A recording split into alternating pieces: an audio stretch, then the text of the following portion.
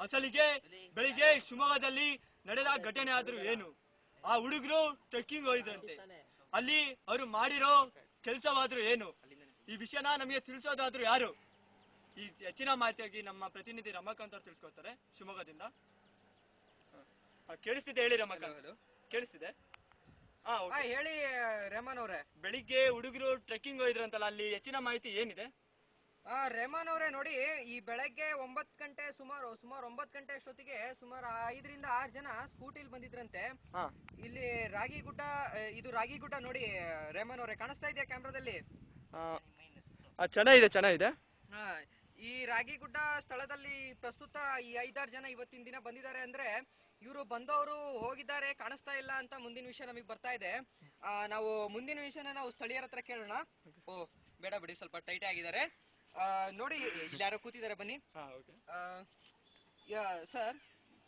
Sir किसका channel है sir? ಇದು TV9 ಕನ್ನಡದಲ್ಲಿ ಮಾತಾಡಿ.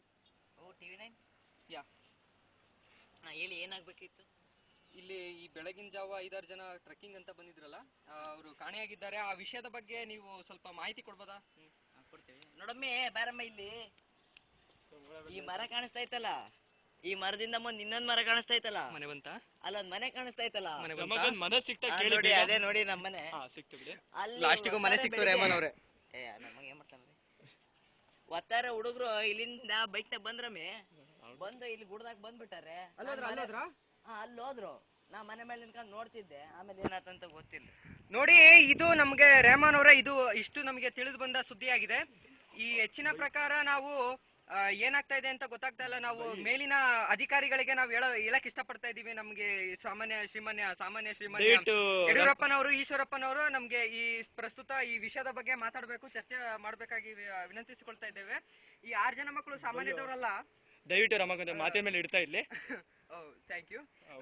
ಈ ರೆಹಮಾನ್ ಅವರೇ, ನೋಡಿ, ಕ್ಯಾಮ್ರಾಮನ್ ಶರತ್ ಜೊತೆ ರಮಾಕಾಂತ್, TV9 ಶಿವಮೊಗ್ಗ.